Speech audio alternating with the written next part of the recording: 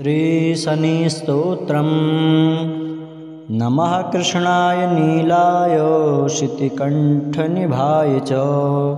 नमः कालाग्निरूपाय कृतान्ताय च वै नमः। नमो निर्मांसदेहाय दीर्घश्मश्रुजटाय च। नमो विशालनेत्राय शुष्कोदरभयाकृते। नमः पुष्कलगात्राय स्थूलरोमणेथ वै नमः। नमो दीर्घाय शुष्काय कालदृष्ट नमोऽस्तु ते। नमस्ते कोटराक्षाय दुर्निरीक्षाय वै नमः। नमो घोराय रौद्राय भीषणाय कपालिने। नमस्ते सर्वभक्ष्याय वलिमुखाय नमोऽस्तु ते। सूर्यपुत्र नमस्तेस्तु भास्करे भयदाय च। अधोदृष्टे नमस्तेस्तु संवर्तक नमोऽस्तु ते। नमो मन्दगते तुभ्यं निरिस्त्रणाय नमोऽस्तु ते। तपसा दग्धदेहाय नित्यं योगरताय च। नमो नित्यं क्षुधार्ताय अतृप्ताय च वै नमः। ज्ञानचक्षुर्नमस्तेस्तु कश्यपात्मजसूनवे। तुष्टो ददासि वैराज्यं हृष्टो हर्षितत्क्षणात्। देवासुरमनुष्याश्च सिद्धिविद्याधरोरगाः त्वया विलोकिताः सर्वे नाशयान्ति समूलतः। प्रसाद कुरु मे देव वाराहोऽहमुपागत। एवं स्तुतस्तदसौरिर्गहराजो महाबलः। एकादशमुखी हनुमत्कवचं कुम्भोद्भवदया सिन्धो कृतं हनुमतः प्रभो। यन्त्रमन्त्रादिकं सर्वं त्वन्मुखोदीरितं मया। दयाकरुमपि प्राणो नाथ वेदितुमुत्सहे। कवचं वायुपुत्रस्य एकादशमुखात्मनः। इत्येव वचनं श्रुत्वा प्रियायाः प्रयस्रान्वितं। वक्तुं प्रचक्रमे तत्र लोपामुद्रां पतिप्रभु। नमस्कृत्वा रामदूतं हनुमन्तं महामतिं। ब्रह्मप्रोक्तं तु कवचं शृणु सुन्दरी सादरात्। सनन्दनाय च महच्चतुराननभाषितं। कवचं कामदं दिव्यं रक्ष्य कुलनिबर्हणम्। सर्वसम्पत्प्रदं पुण्यं मत्यना मधुरं स्वरे। ॐ अस्य श्री एकादशमुखी हनुमत्कवचमन्त्रस्य सनन्दन ऋषिः प्रसन्नात्मा। एकादशमुखी श्रीहनुमानदेवता। अनुष्टुप् छन्दः वायुसुतबीजं। मम सकलकार्यार्थे प्रमुखतः मम प्राणशक्तिवर्धनार्थे जपे वा पाठे विनियोगः। अथ हृदयादिन्यासः। ॐ सफ्रें हृदयाय नमः। ॐ सफ्रें शिरसे स्वाहा। ॐ सफ्रें शिखायै वखट। ॐ सफ्रें कवचाय हुं। ॐ सफ्रें नेत्रत्रयाय वखट। ॐ सफ्रें कवचाय हुं। अथ करन्यासः। ॐ सफ्रें बीजशक्तिधृक् पातु शिरो मे। पवनात्मजा अङ्गुष्ठाभ्यां नमः। ॐ क्रौं बीजात्मानथनयो पातु मां वानरेश्वरतर्जनीभ्यां नमः। ॐ छं बीजरूपकर्णो मे सीताशोकनिवासनः मध्यमाभ्यां नमः। ॐ ग्लौं बीजवाच्यो नाशा मे लक्ष्मणप्राणप्रदायकः अनामिकाभ्यां नमः। ॐ वं बीजार्थश्च कण्ठं मे अक्षयक्षयकारकः कनिष्ठिकाभ्यां नमः। ॐ रां बीजं वाच्यो हृदयं पातु मे कपिनायकः कलत्तरकरपृष्ठाभ्यां नमः। ॐ वा बीजं कीर्तितः पातु मे बाहु मे चाञ्जनीसुतः। ॐ ह्रां बीजं राक्षसेन्द्रस्य दर्पः पातु चोरदं। सोमं बीजमयीं मध्यं मे पातु लङ्काविदाहक। ह्रीं बीजधरो गुह्यं मे पातु देवेन्द्रवन्दितः। रं बीजात्मा सदा पातु चोरुमेवार्घिलङ्घनः।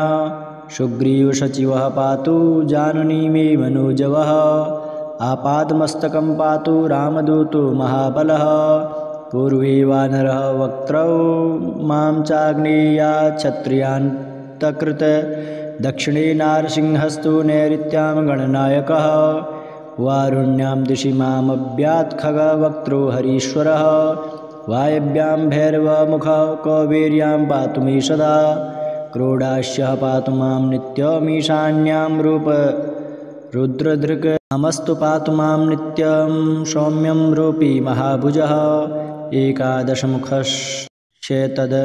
दिव्यं वै कीर्तितं मया रक्षोघ्नं कामदं सौम्यं सर्वसम्पदविधायकं पुत्रदं धनदं चोग्रं शत्रुसम्पत्तिमर्दनं स्वर्गापवर्गदं दिव्यं चिन्तितार्थप्रदं शुभम् एतत् कवचं ज्ञात्वा मन्त्रसिद्धिर्न जायते आत्मना नरः एकवारं पठे नित्यं कवचं सिद्धिदं महत् द्विवारं वा त्रिवारं वा पठेदायुष्माप्नुयात् क्रमादेकादशादेव मावर्तनकृतात् सुधिः वर्षान्ते दर्शनं साक्षात् लभते नात्र संशयः यं यं चिन्तयते कामं तं तं प्राप्नोति पुरुषः ब्राह्मो दीप्तिमितादीतवाग्रे कथितं महत् इत्येवमुक्त्वा कवचं महर्षिस्तूष्णी बभुवेन्दुमुखी निरीक्ष्य संहृष्टजितापि ददाति दीयपादौ ननामा इति नमः कृष्णाय नीलाय शितिकण्ठनिभाय च नमः कालाग्निरूपाय कृतान्ताय च वै नमः नमो निर्मांसदेहाय दीर्घश्मश्रुजटाय च नमो विशालनेत्राय शुष्कोदरभयाकृते नमः पुष्कलगात्राय स्थूलरूम्णेऽथ वै नमः नमो दीर्घाय शुष्काय कालदृष्ट नमोऽस्तु ते नमस्ते कोटराक्ष्याय दुर्निरीक्षाय वै नमः नमो घोराय रौद्राय भीषणाय कपालिने नमस्ते सर्वभक्ष्याय वलिमुखाय नमोऽस्तु ते सूर्यपुत्र नमस्तेस्तु भास्करे भयदाय च अधोदृष्टे नमस्तेस्तु संवर्तक नमोऽस्तु ते नमो मन्दगते तुभ्यं निरिस्त्रणाय नमोऽस्तु ते तपसा दग्धदेहाय नित्यं योगरताय च नमो नित्यं क्षुधार्ताय अतृप्ताय च वै नमः ज्ञानचक्षुर्नमस्तेस्तु कश्यपात्मजसूनवे तुष्टो ददासि वैराज्यं हृष्टो हर्षितत्क्षणात् देवासुरमनुष्याश्च सिद्धिविद्याधरोरगाः त्वया विलोकिताः सर्वे नाशयान्ति समूलतः प्रसाद कुरु मे देव वाराहोऽहमुपागत एवं स्तुतस्तदसौरिर्गहराजो महाबलः एकादशमुखी हनुमत्कवचं कुम्भोद्भवदया सिन्धो कृतं हनुमतः प्रभो यन्त्रमन्त्रादिकं सर्वं त्वन्मुखोदीरितं मया दयाकरुमपि प्राणो नाथ वेदितुमुत्सहे कवचं वायुपुत्रस्य एकादशमुखात्मनः इत्येव वचनं श्रुत्वा प्रियायाः प्रयस्रान्वितं वक्तुं प्रचक्रमे तत्र लोपामुद्रां पतिप्रभु नमस्कृत्वा रामदूतं हनुमन्तं महामतिं ब्रह्मप्रोक्तं तु कवचं शृणु सुन्दरी सादरात् सनन्दनाय च महच्चतुराननभाषितं कवचं कामदं दिव्यं रक्ष्य कुलनिबर्हणं सर्वसम्पत्प्रदं पुण्यं मत्यना मधुरं स्वरे ॐ अस्य श्री एकादशमुखी हनुमत्कवचमन्त्रस्य सनन्दन ऋषिः प्रसन्नात्मा एकादशमुखी श्रीहनुमानदेवता अनुष्टुप्छन्दः वायुसुतबीजं मम सकलकार्यार्थे प्रमुखतः मम प्राणशक्तिवर्धनार्थे जपे वा पाठे विनियोगः अथ हृदयादिन्यासः ॐ सफ्रें हृदयाय नमः। ॐ सफ्रें शिरसे स्वाहा। ॐ सफ्रें शिखायै वखट। ॐ सफ्रें कवचाय हुं। ॐ सफ्रें नेत्रत्रयाय वखट। ॐ सफ्रें कवचाय हुं। अथ करन्यासः। ॐ सफ्रें बीजशक्तिधृक् पातु शिरो मे पवनात्मजा अङ्गुष्ठाभ्यां नमः। ॐ क्रौं बीजात्मानथनयो पातु मां वानरेश्वरतर्जनीभ्यां नमः। ॐ छं बीजरूपकर्णो मे शीताशोकनिवासनः मध्यमाभ्यां नमः। ॐ ग्लौं बीजवाच्यो नाशा मे लक्ष्मणप्राणप्रदायकः अनामिकाभ्यां नमः। ॐ वं बीजार्थश्च कण्ठं मे अक्षयक्षयकारकः कनिष्ठिकाभ्यां नमः। ॐ रां बीजं वाच्यो हृदयं पातु मे कपिनायकः कलत्तरकरपृष्ठाभ्यां नमः।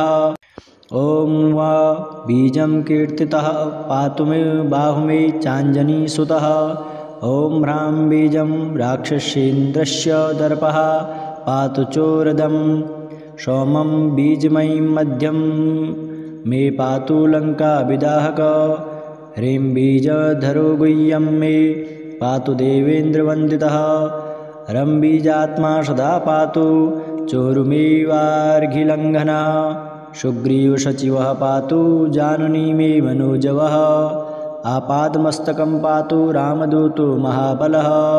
पूर्वे वानरः वक्त्रौ मां चाग्नेया क्षत्रियान्तकृत।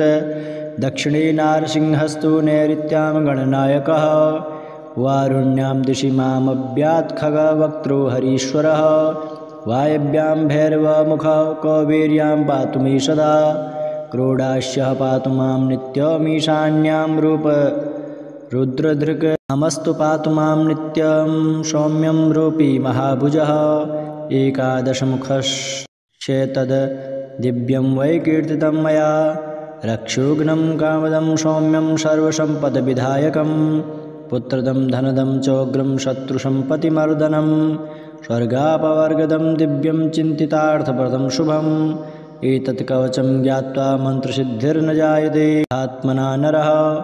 एकवारं पठे नित्यं कवचं सिद्धिदं महत्। द्विवारं वा त्रिवारं वा पठेदायुष्माप्नुयात्। क्रमादेकादशादेवमावर्तनकृतात् सुधिः। वर्षान्ते दर्शनं साक्षात् लभते नात्र संशयः। यं यं चिन्तयते कामं तं तं प्राप्नोति पुरुषः। ब्राह्मो दीप्तिमिताधीतवाग्रे कथितं महत्।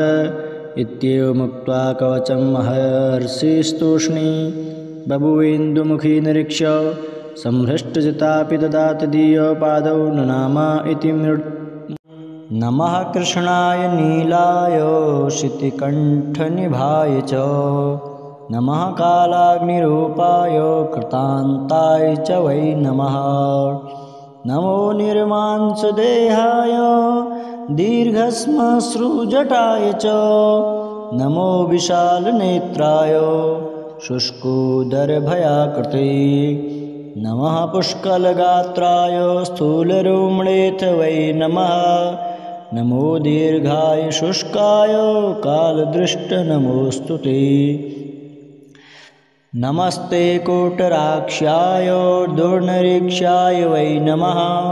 नमो घोराय रौद्राय भीषणाय कपालिने। नमस्ते सर्वभक्ष्याय वलिमुखाय नमोऽस्तु ते। सूर्यपुत्र नमस्तेस्तु भास्करे भयदाय च। अधोदृष्टे नमस्तेस्तु संवर्तक नमोऽस्तु ते। नमो मन्दगते तुभ्यं निरिस्त्रणाय नमोऽस्तु ते। तपसा दग्धदेहाय नित्यं योगरताय च। नमो नित्यं क्षुधार्ताय अतृप्ताय च वै नमः। ज्ञानचक्षुर्नमस्तेस्तु कश्यपात्मजसूनवे। तुष्टो ददासि वैराज्यं हृष्टो हर्षितत्क्षणात्। देवासुरमनुष्याश्च सिद्धिविद्याधरोरगाः। त्वया विलोकिताः सर्वे नाशयान्ति समूलतः। प्रसाद कुरु मे देव वाराहोऽहमुपागत एवं स्तुतस्तदसौरिर्गहराजो महाबलः एकादशमुखी हनुमत्कवचं कुम्भोद्भवदया सिन्धो कृतं हनुमतः प्रभो यन्त्रमन्त्रादिकं सर्वं त्वन्मुखोदीरितं मया दयाकरुमपि प्राणो नाथ वेदितुमुत्सहे कवचं वायुपुत्रस्य एकादशमुखात्मनः इत्येव वचनं श्रुत्वा प्रियायाः प्रयस्रान्वितं वक्तुं प्रचक्रमे तत्र लोपामुद्रां पतिप्रभु नमस्कृत्वा रामदूतं हनुमन्तं महामतिं ब्रह्मप्रोक्तं तु कवचं शृणु सुन्दरी सादरात् सनन्दनाय च महच्चतुराननभाषितं कवचं कामदं दिव्यं रक्ष्य कुलनिबर्हणं सर्वसम्पत्प्रदं पुण्यं मत्यना मधुरं स्वरे ॐ अस्य श्री एकादशमुखी हनुमत्कवचमन्त्रस्य सनन्दन ऋषिः प्रसन्नात्मा एकादशमुखी श्रीहनुमानदेवता अनुष्टुप्छन्दः वायुसुतबीजं मम सकलकार्यार्थे प्रमुखतः मम प्राणशक्तिवर्धनार्थे जपे वा पाठे विनियोगः अथ हृदयादिन्यासः ॐ सफ्रें हृदयाय नमः ॐ सफ्रें शिरसे स्वाहा ॐ सफ्रें शिखायै वखट ॐ सफ्रें कवचाय हुं ॐ सफ्रें नेत्रत्रयाय वखट ॐ सफ्रें कवचाय हुं अथ करन्यासः ॐ सफ्रें बीजशक्तिधृक् पातु शिरो मे पवनात्मजा अङ्गुष्ठाभ्यां नमः ॐ क्रौं बीजात्मानथनयो पातु मां वानरेश्वरतर्जनीभ्यां नमः ॐ छं बीजरूपकर्णो मे सीताशोकनिवासनः मध्यमाभ्यां नमः ग्लौं बीजवाच्यो नाशा मे लक्ष्मणप्राणप्रदायकः अनामिकाभ्यां नमः ॐ वं बीजार्थश्च कण्ठं मे अक्षयक्षयकारकः कनिष्ठिकाभ्यां नमः ॐ रां बीजं वाच्यो हृदयं पातु मे कपिनायकः कलत्तरकरपृष्ठाभ्यां नमः ॐ वा बीजं कीर्तितः पातु मे बाहु मे चाञ्जनीसुतः ॐ ह्रां बीजं राक्षसेन्द्रस्य दर्पः पातु चोरदं सोमं बीजमयीं मध्यं मे पातु लङ्काविदाहक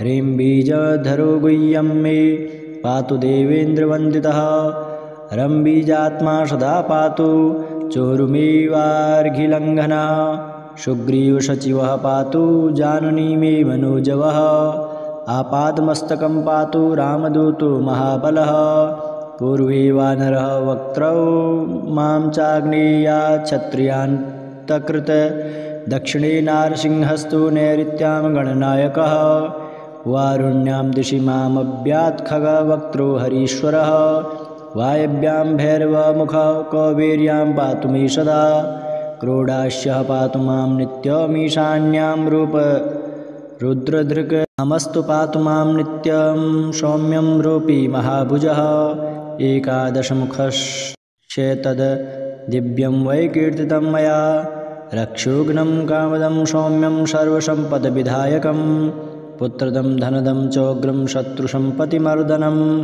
स्वर्गापवर्गदं दिव्यं चिन्तितार्थप्रदं शुभम् एतत् कवचं ज्ञात्वा मन्त्रसिद्धिर्न जायते आत्मना नरः एकवारं पठे नित्यं कवचं सिद्धिदं महत् द्विवारं वा त्रिवारं वा पठेदायुष्माप्नुयात् क्रमादेकादशादेव मावर्तनकृतात् सुधिः वर्षान्ते दर्शनं साक्षात् लभते नात्र संशयः यं यं चिन्तयते कामं तं तं प्राप्नोति पुरुषः ब्राह्मो दीप्तिमिताधीतवाग्रे कथितं महत् इत्येवमुक्त्वा कवचं महर्षिस्तूष्णी बभुवेन्दुमुखी निरीक्ष्य संहृष्टजितापि ददाति दीयपादौ ननामा इति नमः कृष्णाय नीलाय शितिकण्ठनिभाय च नमः कालाग्निरूपाय कृतान्ताय च वै नमः। नमो निर्मांसदेहाय दीर्घश्मश्रुजटाय च नमो विशालनेत्राय शुष्कोदरभयाकृते नमः पुष्कलगात्राय स्थूलरोमणेथ वै नमः। नमो दीर्घाय शुष्काय कालदृष्ट नमोऽस्तु ते। नमस्ते कोटराक्षाय दुर्निरीक्षाय वै नमः। नमो घोराय रौद्राय भीषणाय कपालिने नमस्ते सर्वभक्ष्याय वलिमुखाय नमोऽस्तु ते। सूर्यपुत्र नमस्तेस्तु भास्करे भयदाय च अधोदृष्टे नमस्तेस्तु संवर्तक नमोऽस्तु ते। नमो मन्दगते तुभ्यं निरिस्त्रणाय नमोऽस्तु ते। तपसा दग्धदेहाय नित्यं योगरताय च नमो नित्यं क्षुधार्ताय अतृप्ताय च वै नमः। ज्ञानचक्षुर्नमस्तेस्तु कश्यपात्मजसूनवे तुष्टो ददासि वै राज्यं हृष्टो हर्षितत्क्षणात्। देवासुरमनुष्याश्च सिद्धिविद्याधरोरगाः त्वया विलोकिताः सर्वे नाशयान्ति समूलतः। प्रसाद कुरु मे देव वाराहोऽहमुपागत एवं स्तुतस्तदसौरिर्गहराजो महाबलः। एकादशमुखी हनुमत्कवचं कुम्भोद्भवदया सिन्धो कृतं हनुमतः प्रभो। यन्त्रमन्त्रादिकं सर्वं त्वन्मुखोदीरितं मया दयाकरुमपि प्राणो नाथ वेदितुमुत्सहे। कवचं वायुपुत्रस्य एकादशमुखात्मनः इत्येव वचनं श्रुत्वा प्रियायाः प्रयस्रान्वितं वक्तुं प्रचक्रमे तत्र लोपामुद्रां पतिप्रभु। नमस्कृत्वा रामदूतं हनुमन्तं महामतिं ब्रह्मप्रोक्तं तु कवचं शृणु सुन्दरी सादरात्। सनन्दनाय च महच्चतुराननभाषितं कवचं कामदं दिव्यं रक्ष्य कुलनिबर्हणं सर्वसम्पत्प्रदं पुण्यं मत्यना मधुरं स्वरे। ॐ अस्य श्री एकादशमुखी हनुमत्कवचमन्त्रस्य सनन्दन ऋषिः प्रसन्नात्मा एकादशमुखी श्रीहनुमानदेवता अनुष्टुप्छन्दः वायुसुतबीजं मम सकलकार्यार्थे प्रमुखतः मम प्राणशक्तिवर्धनार्थे जपे वा पाठे विनियोगः। अथ हृदयादिन्यासः। ॐ सफ्रें हृदयाय नमः। ॐ सफ्रें शिरसे स्वाहा।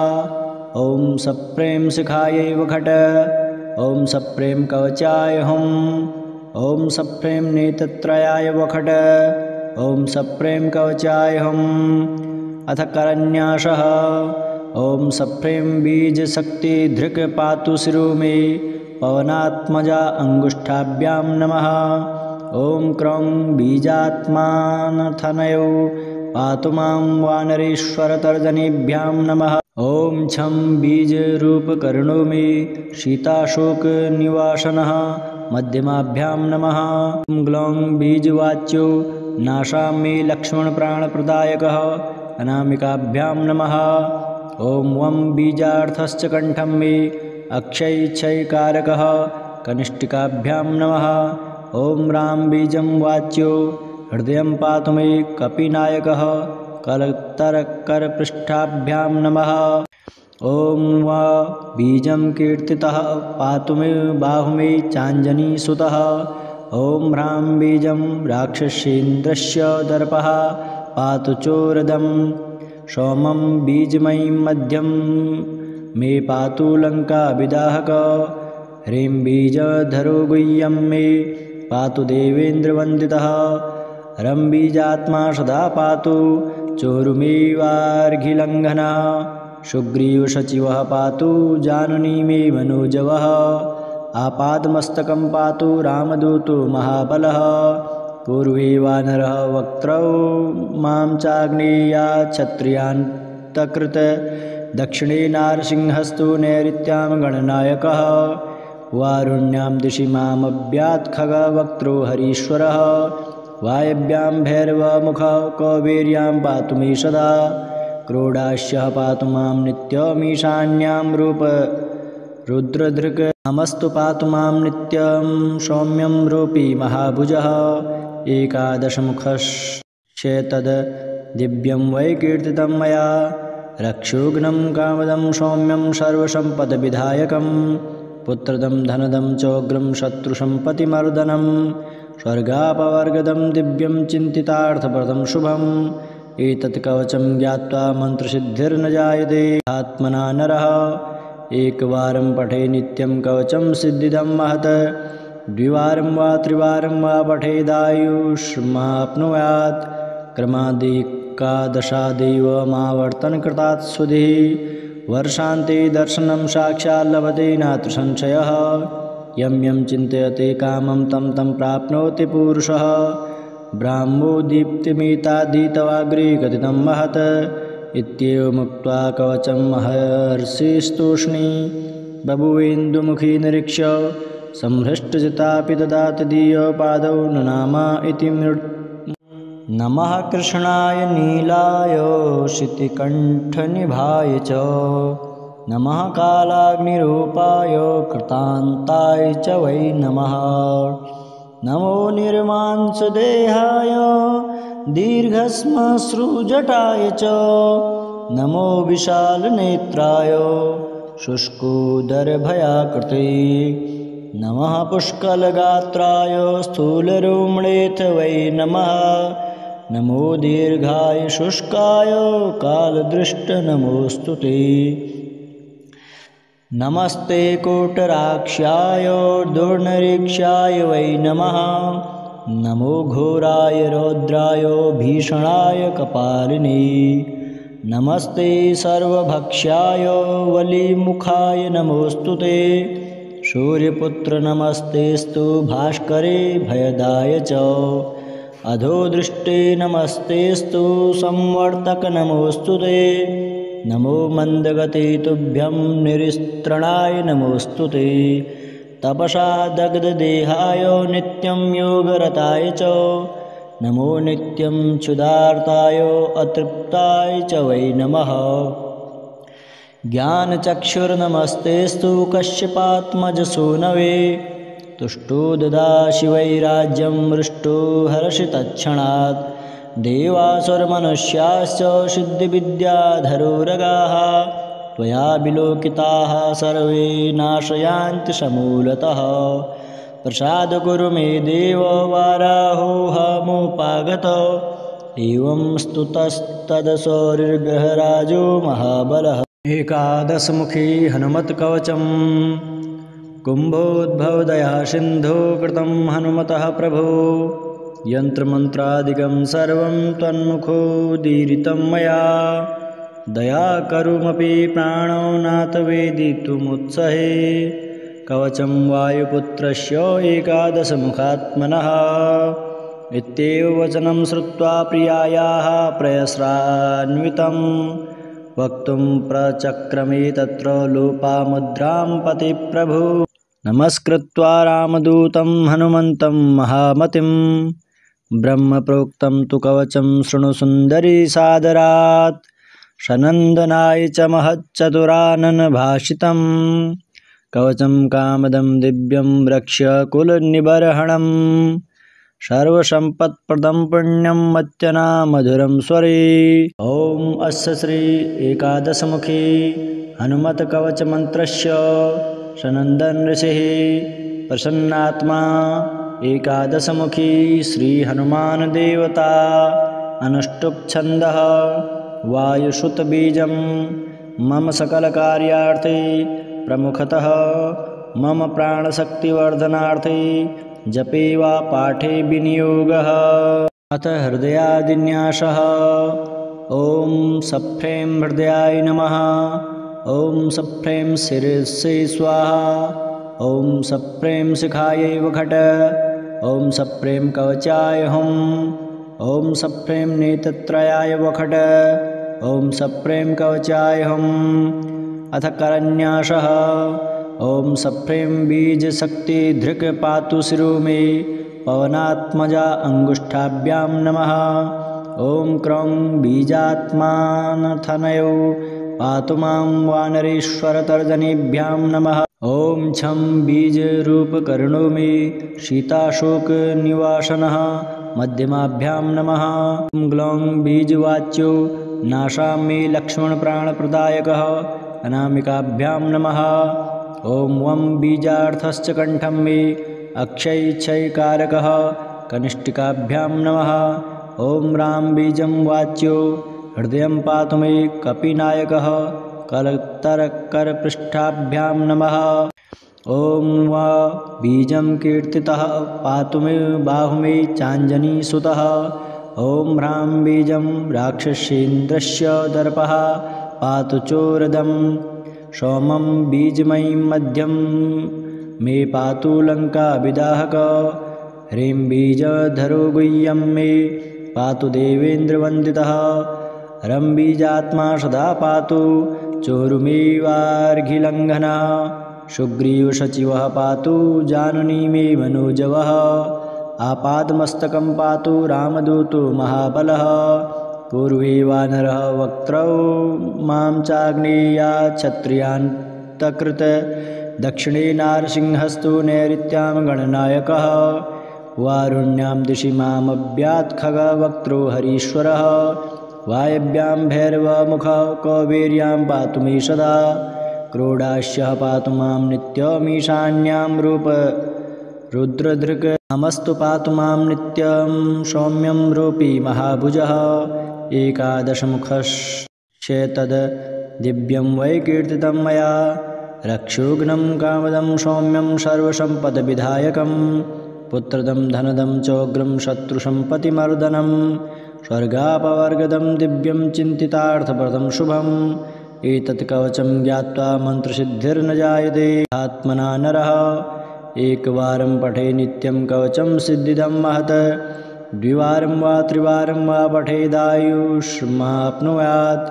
क्रमादेकादशादेवमावर्तनकृतात् सुधिः। वर्षान्ते दर्शनं साक्षात् लभते नात्र संशयः। यं यं चिन्तयते कामं तं तं प्राप्नोति पुरुषः। ब्राह्मो दीप्तिमिताधीतवाग्रे कथितं महत्। इत्येवमुक्त्वा कवचं महर्षिस्तूष्णी बभुवेन्दुमुखी निरीक्ष्य।